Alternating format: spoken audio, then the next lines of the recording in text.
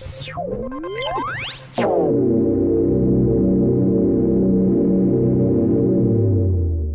is your weekly report on corruption in the Philippine government.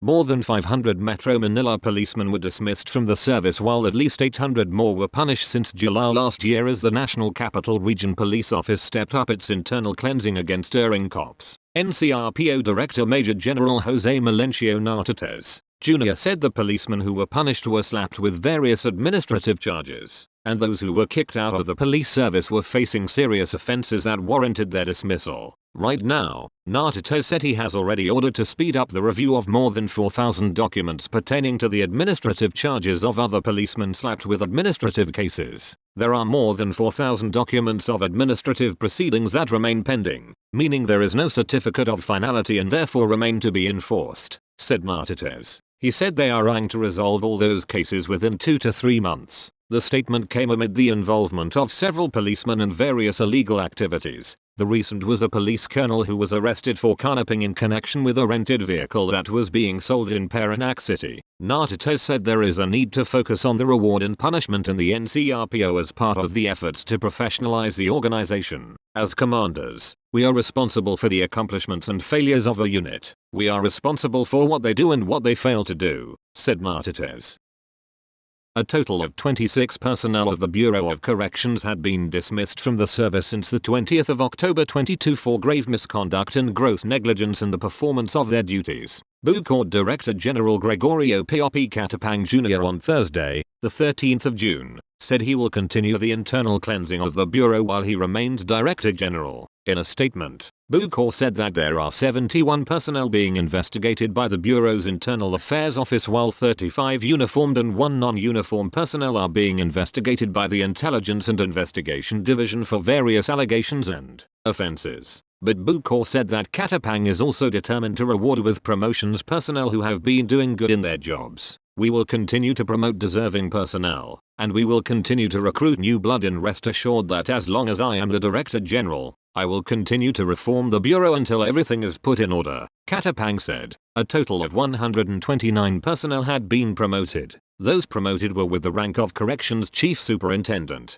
Corrections Superintendent, Corrections Technical Chief Inspectors, Corrections Chief Inspectors, Corrections Senior Officers 4, Corrections Officers 2, Corrections Technical Officers 2 and non-uniformed personnel. A village official of Maguindanao del Sur died on the spot in a gun attack in Pagatan village of Datu Salibo town around 11 am on Thursday, a police official said. Colonel Roel Samis, Maguindanao del Sur police director, identified the victim as Mama Buot, village chief of Barangay Buayan and Datu Salibo. According to Lieutenant Victor Lim, Datu Salibo police chief, the victim had just arrived at his son's residence when 2 unknown assailants aboard a grey minivan, armed with unidentified firearms, shot him several times. He just attended a meeting at the town hall, about 300 meters from the crime scene, when gunned down by the suspects, Lim said. Buot succumbed to death due to several gunshot wounds in different parts of his body. Pagatan village is about 10 kilometers away from Barangay Buayan. Lim said that the family of Buot is still reluctant to provide information about the incident. Police found 17 fired bullets in the crime scene. Several police personnel, including 3 officials, have been relieved from their posts as the Philippine National Police investigates the alleged violations during the serving of an arrest warrant against fugitive televangelist Apollo Quiboloy. Speaking to reporters on Friday at Camp Crame in Quezon City, PNP spokesperson Police Colonel Jean Fajardo said the officials who were part of the police team that attempted to serve the warrant against Quiboloy were administratively relieved from their posts. Fajardo identified the officials as Police Regional Office 11 Director Police Brig General Alaga Martinez, PNP Directorate for Operations Head Police Major General Ronald Lee, and Intelligence Group Director Police Colonel Edwin Portento. She added that 9 members of the Criminal Investigation and Detection Group, 2 from the Special Action Force, and 1 from the Traffic Enforcement Unit were also relieved. They were administratively relieved to give way for the investigation that we will conduct to determine if there were lapses, excessive force, or if there was negligence of supervision, she said. According to Fajardo, the probe would allow the PNP to assess what really happened during the 10th of June attempt by the police to arrest Quiboloy on charges of human trafficking and sexual abuse. Criminal and administrative charges have been filed before the Office of the Ombudsman in Davao City against 2 village officials involved in the deduction of 8,500 pesos from the 10,000 pesos worth of aid given to a pregnant beneficiary on the 6th of June. In a Friday news release, the Department of Social Welfare and Development reported that its Field Office 11, Davao Region, assisted Ann Villarin in the filing of charges against the Barangay Sonoralan chief and a councillor in Matanao, Davao del Sur. The two officials admitted in a video interview with Brigada News FM Davao to giving only 1,500 pesos to the pregnant beneficiary, distributed in Dagas City under the Presidential Assistance to Farmers, Fishermen and their families. Our office has also provided Mrs. Villarin with an additional 8,500 pesos because she refused to accept the money being returned by the barangay officials after the post went viral. Assistant Secretary for Disaster Response Management Group and DSWD spokesperson Irene Dumlao said, based on the instruction of DSWD Secretary Rex Gatchalian, a complaint affidavit was jointly executed by Villarin and DSWD FO 11 Regional Director Vanessa Gokong, a lawyer, on behalf of the department. The formal complaint was submitted to the Ombudsman in the Davao region, together with the affidavit of witnesses and authentication executed by the Brigada News FM Davao reporter and Field Office 11's legal assistant. As guaranteed by Secretary Gatchalian, the barangay officials will be held accountable and be given the harshest action. We will also ensure to maintain an open communication with Mrs. Villarin throughout the pendency of the case and to assist her as she nears the end stage of her pregnancy, Dumlao assured. She emphasized that DSWD cash aids are for the beneficiaries alone, and nobody, not even government officials, should take a cut. A laborer was gunned down and a barangay chairman and his 2 siblings were wounded while on their way to a court hearing in this town on Friday. Police identified the victim as construction worker Demi Peralta, a resident of Barangay Calat here. Peralta was on board a van driven by his brother-in-law Barangay Calat Chairman Robert Bayo with his brothers Benson and Raymond when they were shot in Sitio Silag, Barangay Calat. At about 7 a.m. Peralta died from multiple bullet wounds and the Bias sustained bullet wounds and were taken to a hospital. Police recovered empty bullet shells from the crime scene. The National Capital Region Police Office operatives on Sunday arrested a cop in a drug buy-bust operation in Parañaque City. NCRPO Director Major General Jose Melencio Nartates Jr. identified the suspect as Corporal Neil Baguno, 31, presently assigned at the National Police Training Institute. He was arrested in Purok 2 Foremost Street in Barangay BF Homes, Parañaque City after receiving the marked and boodle money from Oposa buyer as payment for shabu at around 2:30 am Sunday. Nartates said the operative seized drug paraphernalia worth 136,000 pesos and a .45 caliber pistol. The cop, he said, was brought to the Parañaque police station to face criminal and administrative charges. He said over 500 policemen in Metro Manila have been dismissed from the service as part of the NCRPO's internal cleansing since July last year.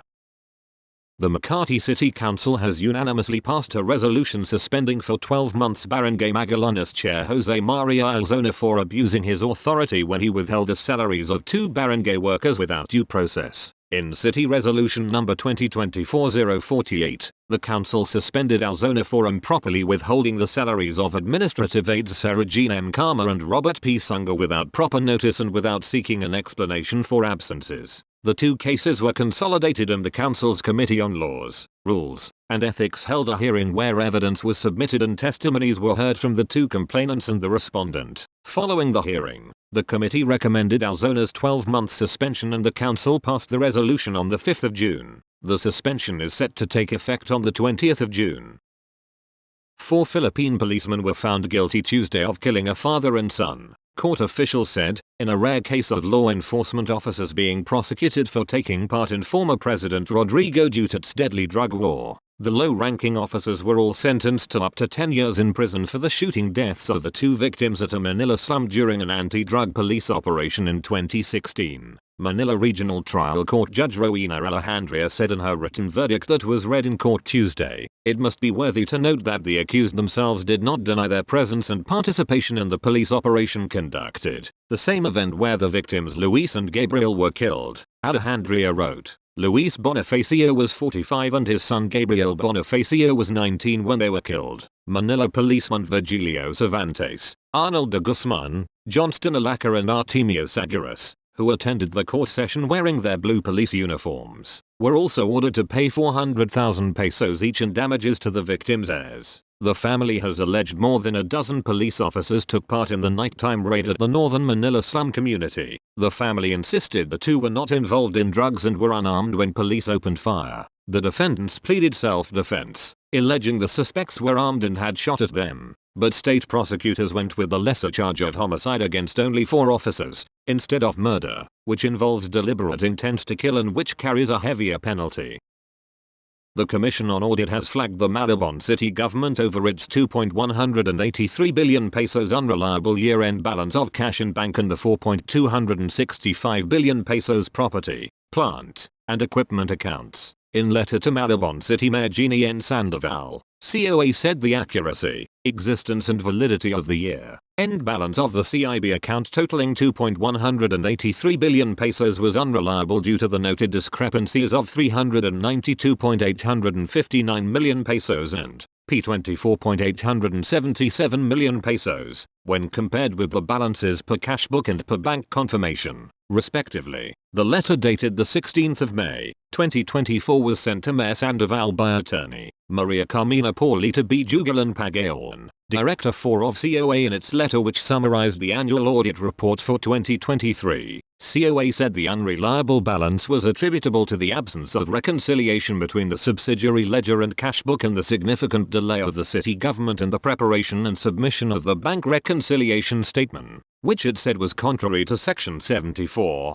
Chapter 3 of Presidential Decree No. 1445, Section 181C of Government Accounting and Auditing Manual, Volume 1, and COA Circular No. 96011. COA has asked Sandoval to direct the city accounting department to properly document and adjust in the books the derecognition of 3 bank accounts declared as closed by the Philippine National Bank. Moving forward, Malabon CAD has been asked to regularly prepare and submit the BRS to COA within the prescribed period. As for the City Treasury Department, COA said CTD should record in the cash book the 2 bank accounts maintained with the Land Bank of the Philippines with a combined book balance of 1,087,657 pesos and recognize in the cash book the time deposit maintained with the same bank amounting to 1,547,535 pesos. At the same time, COA questioned the unreliable year-end balance of the city's PPE accounts amounting to 4.265 billion pesos. One concern was the lumped PPE items, which were described as beginning balances and without appropriate description amounting to 37.638 million pesos, it said. Another issue cited by COA were the PPE's inclusion in the report on the physical count of PPE but not recognized in the books of accounts, as well as the PPEs taken up in the books but not in the RPC PPE in the amounts of 56.859 million pesos and 554.116 million pesos, respectively. It said its auditors wondered why the RPC PPE included 41 units of PPE items without costs and 36 units of missing properties worth 4.473 million pesos, which resulted in the unreconciled discrepancy of 497.258 million pesos between the accounting records and the inventory report. It then tasked the CAD to determine the composition and details of the PPE items lumped and recorded as beginning balances and without appropriate description. The Inventory Committee, on the other hand, needs to establish the costs of the 41 units of PPE items while the City General Services Department needs to verify whether the missing PPE were disposed of or transferred to other government agencies, it said. An enlisted personnel of the Philippine Coast Guard is in danger of losing his job after allegedly firing his service gun indiscriminately while on a drinking session with his buddies in Manila before dawn Tuesday, the 18th of June. PCG spokesperson Rear Admiral Armando Balillo identified the erring personnel as Apprentice Seaman Christopher Busilan. He hails from Salana, Cagayan but is currently residing in Port Area, Manila. Busilan was arrested by elements of the National Capital Region Police Office after he allegedly fired a gun while drinking alcohol with a group of men along Apapa Street around 1 am. The NCRPO notified the PCG National Headquarters about the incident. CGASN Busilan initially denied the incident and later admitted he was the one who fired the gun, Balillo said. Balillo said that PCG Commandant Admiral Ronnie Gilgavin does not condone illegal activities of Coast Guard personnel, Accordingly, Gavin directed the Coast Guard Inspector General and Internal Affairs Service to conduct a parallel investigation regarding the incident for appropriate administrative measures. If proven guilty,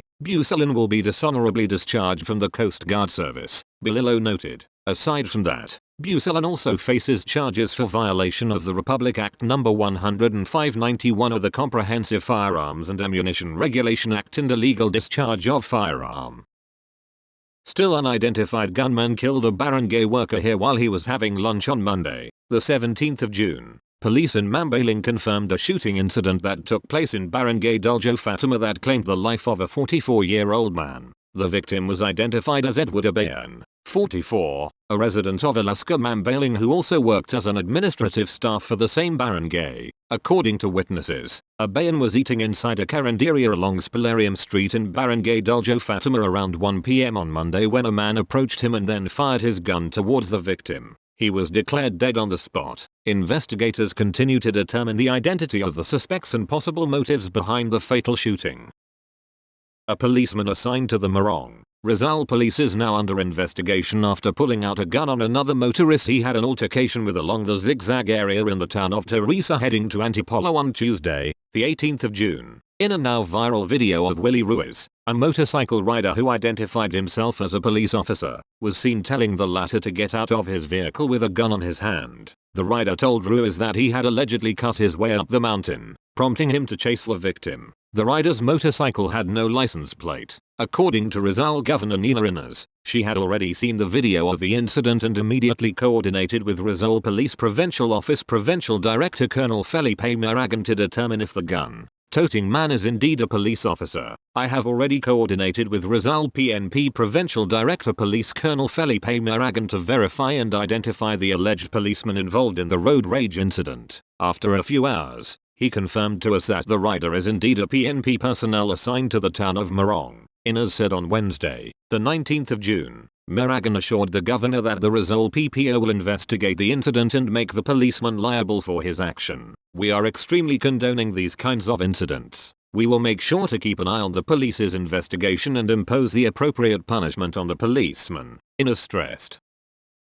A dismissed police major was arrested by members of the Las Piñas Police Station Drug Enforcement Unit after he yielded suspected shabu and a gun during a buy-bust operation last Tuesday, the 18th of June. Las Piñas Police Chief Colonel Sandro Tafala identified the suspect as ex-Major Rian Ibon, 54, a resident of Batangas City. Tafala said Ibon, who included in police gallery of high-value individual, was nabbed at around 12:20 am at the corner of Saging and Strawberry Streets in Barangay Caa, Las Piñas City. He said confiscated from the suspect were 15 grams shabu placed in 7 plastic sachets worth 102,000 pesos, 1 blue rubber pouch, a white Nissan X-Rail with plate number ZIU 718, and a cellular phone. The city police chief said SDEU operatives also confiscated from the suspect 145 caliber pistol with 4 rounds of ammunition. Tafala said Ibon along with the confiscated shabu was brought to the Southern Police District Forensic Unit for drug testing, while the confiscated gun was turned over to the SPD crime laboratories for ballistic examination. Police investigators are also conducting firearms verification to determine the registered owner of the gun. Tafala said charges for violation of Section 5 and 11, Article 2 of Republic Act 9165, the Comprehensive Dangerous Drug Act of 2022, and RA 105/91, the Comprehensive Firearms and Ammunitions Regulation Act, were filed at the Las Piñas City Prosecutor's Office against the suspect. That's all for this week. I'll see you next week with more stories of corruption and foolishness within the Philippine government.